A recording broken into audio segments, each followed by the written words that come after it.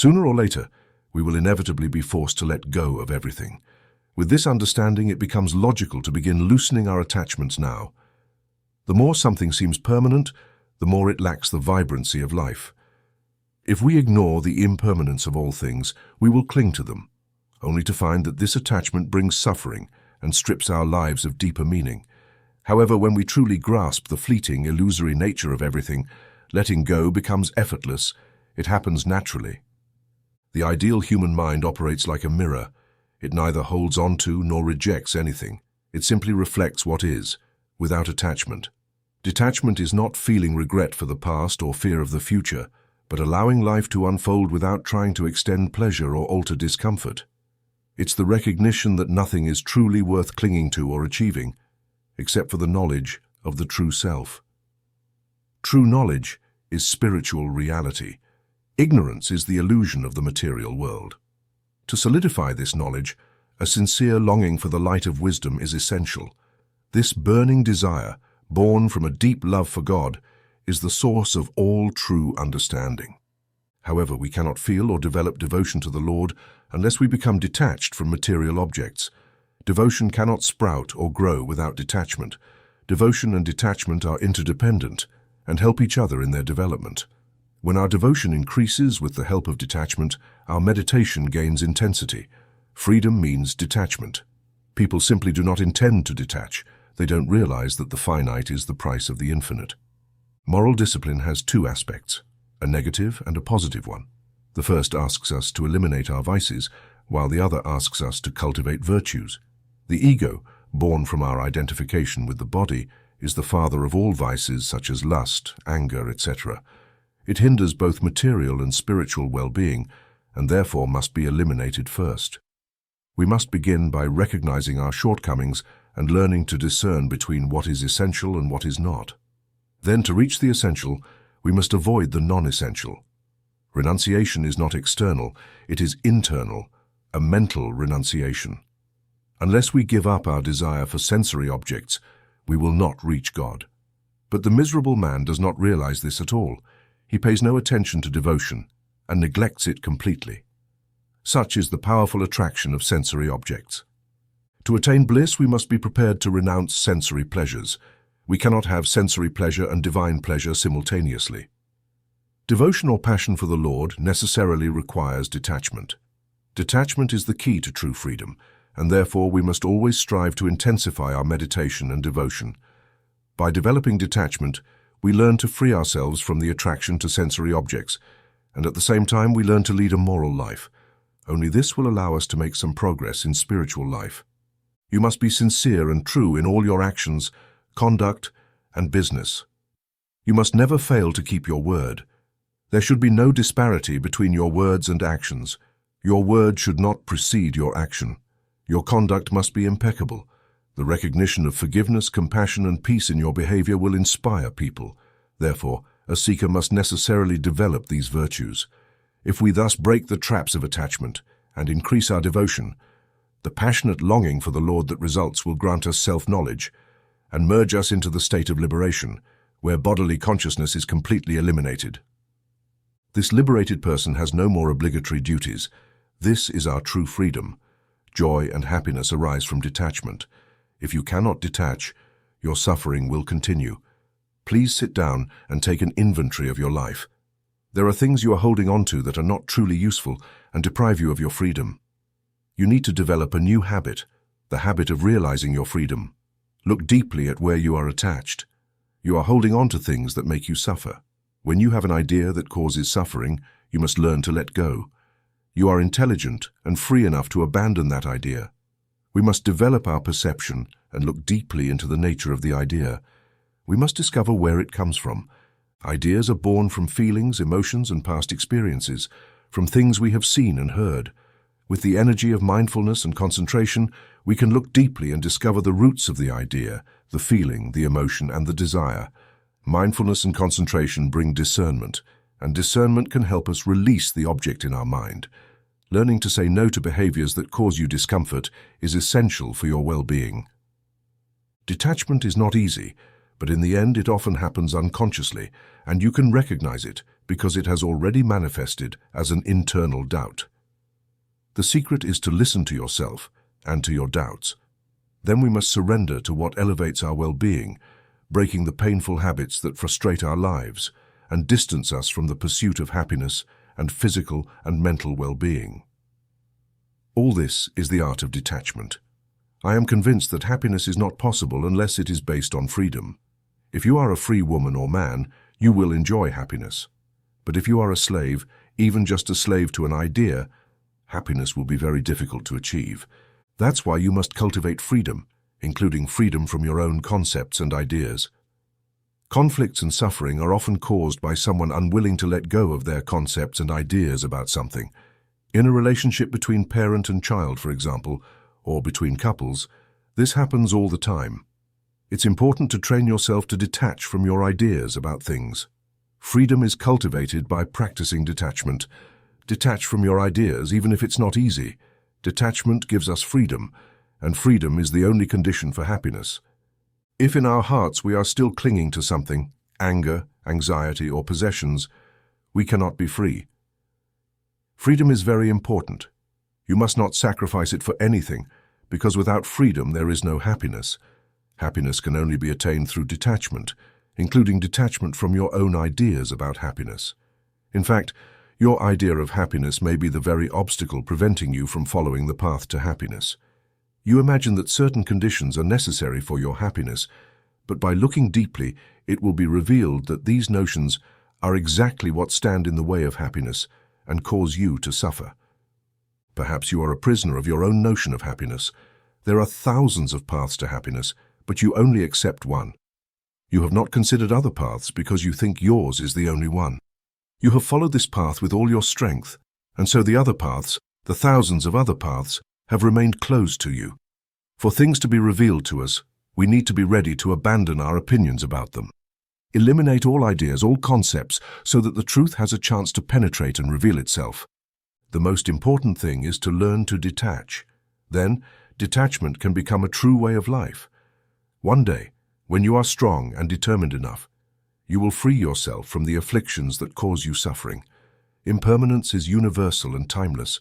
Every human being, regardless of origin or beliefs, can engage in this reflection and experience incredible freedom and unconditional joy. How liberating it is to reflect on the truth of impermanence. If we truly think about it, we can realize that change has two sides. One side is the truth of inevitable loss, which we resist, but the other side is the truth of freedom and growth. We often neglect or forget this side of impermanence in our lives. We always long for security, for things to remain the same, for stability. We want our joy to last forever. But we don't need to look far to see that nothing lasts forever. Everything is falling apart. Everything is changing. We cannot rely on wealth, friends, or comfort. We can't even rely on our own bodies or minds. Deep down, we know this, which is why we feel so uncertain throughout life. We don't like surprises. We like to have everything under control, forcing our lives to be predictable. But in reality, there is no way to make things perfectly predictable. True security does not exist. Security is a great illusion. Our desire for security is really a desire for permanence, which is unattainable. At the root of our desire for permanence is the instinctive desire for survival that has been instilled physiologically and psychologically in us over millions of years of human evolution. When we investigate the nature of our own bodily experience, the nature of our bodies, minds, and emotions, the truth of impermanence is revealed. It becomes clear that there is no certainty or permanence, only flow and change. This timeless truth permeates everything. Ultimately, nothing is reliable. Nothing in this universe lasts forever, not even our own bodies. So we can awaken and realize, not only in our minds but in our hearts and in every cell of our bodies, that everything is transitory, that everything is conditioned and impermanent, that there isn't a single condition we can cling to, no matter how much we love or value it. This understanding can help free us from the burden of our fear, ambition, and greed. The forms that are so impermanent and transient invite us, through their inevitable disappearance, into a relationship with freedom and vastness. Then there is a kind of groundlessness, an emptiness that permeates the fullness of things. Form is emptiness. This means that we can find transcendence within the realm of form. We can find freedom, awakening directly in the impermanent manifestation of our lives, in our fleeting existence. Then, we can rest. We can relax into the vastness of the natural mind. Inner rest is the sacred ground where we find the light of enlightenment. If you can relax and rest in the natural state of the mind, you will be in touch with your own heart, with your original heart, your innocent heart. And then, you will be able to surrender. And this surrender will be very easy because your whole heart desires it. This is the true meaning of opening our heart, when we no longer fear losing anything. It is a form of surrender. When we reach the final point of this surrender, there is nothing left to which we want to cling. Every birth ends in death. Every creation ends in dissolution. Every accumulation ends in dispersion. Everything that seems real is transitory. Ignore these omens and drink the elixir of fearlessness. The goal of reflecting on impermanence is not to make us sad, but without the sadness of knowing that nothing will last, we will never get anywhere. When we understand the impermanent nature of all phenomena, a deep sadness arises within us. This disappointment and sadness are certainly not ends in themselves. Sadness has a wonderful effect. It leads us to detachment. Understanding impermanence is not a magical feat, but it dramatically changes our experience of the world. It allows us to do things that were previously impossible. We begin to see our world and ourselves from a completely new perspective, and this profound change in perspective truly helps us realize many wonderful qualities that are already present within us, waiting to be discovered. The key is to understand that things are impermanent and unreal. Therefore, we must always reflect on the fleeting nature of all things. We can measure our spiritual progress by how often we remember that all conditioned phenomena are impermanent. Life flows like a river, like a waterfall on a high mountain. Every second the water flows downward. Nothing remains, not even for a second. In the same way, our life is like that. Every second is cut like an arrow shot from a bow flying through space. Every second rushes toward the target. Life is like this. Nothing remains. All conditioned phenomena are impermanent.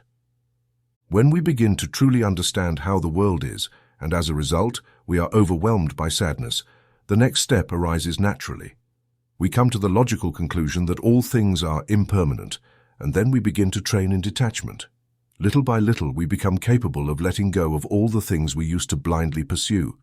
We let go of everything that normally binds and controls us, and we develop this ability through discernment, which we do not normally possess spontaneously. We begin to let go because now we understand that, whether we like it or not, sooner or later, we will be forced to abandon everything. Knowing this, it makes perfect sense to start reducing our attachment now. Unless we take impermanence into account, we will continue clinging to things, and in the end, this will only bring us suffering and rob our lives of meaning. On the other hand, if we truly understand that nothing lasts and that everything is unreal and illusory, letting go becomes easy. In fact, it happens effortlessly on its own. Just contemplate impermanence, realizing that all the pleasures and luxuries of this world do not last, that they are empty and useless. Attachment naturally diminishes, and a spontaneous taste for liberation and enlightenment arises. One can then embark on the path without turning back. When you think deeply and sincerely about impermanence until it touches your heart, you will no longer waste your time. When we stop pursuing futile and ultimately painful goals, we embark on the spiritual path with greater strength and determination. Now you must reflect on impermanence in your own experience. If we are seeking freedom and awakening, it is not enough to approach impermanence, suffering, love, compassion, or the understanding of the nature of the mind as abstract concepts. The only way to truly understand these essential points is through direct experience. Every phenomenon we can imagine is composed and therefore subject to impermanence. Everything that is assembled will sooner or later disintegrate. The disintegration of all things is inevitable. When you understand that all composed things are impermanent, you are prepared to accept the experience of loss. After all, since everything is impermanent, this is to be expected. If one knows that everything is impermanent, there is no attachment, and without attachment, one does not think in terms of having or lacking, and thus lives fully. We tend to appreciate only half of the cycle of impermanence. We can accept birth, but not death, gain, but not loss, the end of exams, but not the beginning. True freedom comes from appreciating the entire cycle and not clinging to the things we find pleasant. Wealth, health, peace, and fame are as temporary as their opposites. By remembering the mutability and impermanence of both positive and negative causes and conditions, we can use them to our advantage. Certain aspects of impermanence, such as climate change, we can easily accept. But there are equally obvious things that we do not accept. For example, our body is visibly impermanent and ages every day. But this is something we don't want to acknowledge in our daily lives. We have this impulse to protect ourselves and others from the truth. We become numb to the obvious signs of decay, encourage ourselves not to think about it, and use positive affirmations. We celebrate our birthdays by blowing out candles, ignoring the fact that the extinguished candles can also serve as a reminder that we are 1 year closer to death. We celebrate the new year with fireworks and champagne, turning away from suffering. This body of mine will die. All emotions are suffering. All my emotions are mixed with hope and fear, and therefore they are unreliable. All phenomena lack an inherently existing nature. Everything I think I am seeing is my projection and not how things truly are. The wind blows wherever it pleases and you hear its sound, but you do not know where it comes from or where it is going. So it is with all those born of the Spirit. It is often said that to define is to kill. If the wind stopped for a second so we could capture it, it would cease to be wind. The same applies to life. Things and events are in perpetual change and motion. We cannot hold on to a present moment and make it stay with us. We cannot summon the past or forever maintain a fleeting sense of self. If we try to do so, all we will have is a memory. The reality is no longer there, and no satisfaction can be found in that. Embrace change. The more something tends to be permanent, the more it tends to be devoid of life. Man clings to things in the vain hope that they can remain still and perfect, not reconciling with the fact of change. A man who resists change shows that he himself is not moving with the rhythm of life. The moment he absolutely and finally understands that life cannot be captured, he lets it go, realizing in a split second that he has been trying to hold on to it as if it were his. In that moment, he attains freedom of the spirit because he understands the inherent suffering in the human attempt to keep the wind in a box, to keep life alive without letting it live. We resist change by ignoring the fact that change is life. The only way to understand change is to immerse yourself in it, move with it, and join the dance. We must recognize that the world is in a constant state of change. Everything is perpetually becoming new. Nothing remains stagnant or immutable. Even our lives are like a dance, birth, growth, and all our transformations. And yet, we cling desperately to what is transitory, whether it's relationships, possessions, or even our own identities. Remember, you have no obligation to be the same person you were 5 minutes ago. The perfect man uses his mind like a mirror. He clings to nothing, rejects nothing. He simply receives, but does not retain. Detachment means not feeling regret for the past or fear for the future. It is letting life take its course without trying to prolong pleasant things or make unpleasant things disappear. Detachment means cultivating a deep acceptance of life's ever-changing nature. It is living fully in the present moment, valuing the experiences that arise along our path without trying to possess or control them. The true essence of detachment lies in knowing the impermanence of all things, our bodies, thoughts, emotions, and even the world around us. Everything is in a constant state of change. The more we resist this truth, the greater our suffering. But when we embrace impermanence, we discover a profound sense of peace. We begin to see that life is magnificent, woven with threads of joy and sorrow, love and loss. If you resist change, you will feel frustration and suffering. But on the other hand, if you understand change, do not cling and let it flow, then there will be no problem. Change becomes something positively beautiful. Consider the goodness of releasing a bird from its cage. As it flies into the open sky, gracefully spreading its wings, it reminds us of the beauty that lies in freedom.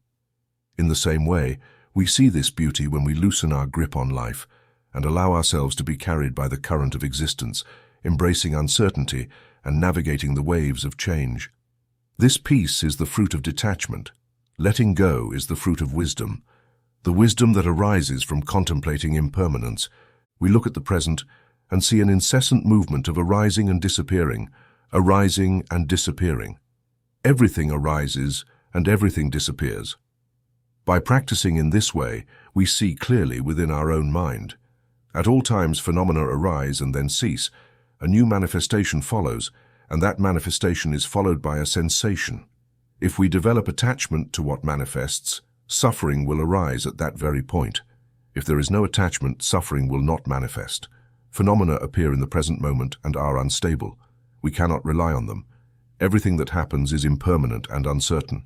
We need to examine this more deeply. If we do not have an awareness of impermanence, everything we have will become a source of suffering when we lose it. If we have an awareness of impermanence, we can use things without them becoming a burden. When your vision of things matures in this way, you will be at peace, seeing that nothing can be trusted. A person will regard all situations of scarcity and abundance as uncertain and will not cling to them. The person will pay full attention to the present moment, wherever their body may be. From there, all situations will be acceptable. When we feel happiness, we see that it is uncertain. When we feel suffering, we see that it is uncertain. We think it would be good to go somewhere, and then we realize that this is uncertain. We think it would be good to stay where we are, and then we realize that this too is uncertain. We see that everything, absolutely everything, is uncertain, and from there, we live in peace. We can stay where we are and be fine, or go somewhere else and also be fine. Thus, by understanding and accepting the impermanence of all things, we achieve genuine freedom. Detachment is not a process of disinterest or indifference, but a way of living fully with clarity, realizing the transience of life. True peace and happiness arise when we learn to let go, live in the present, and embrace the constant flow of existence. This is the essence of detachment and spiritual freedom.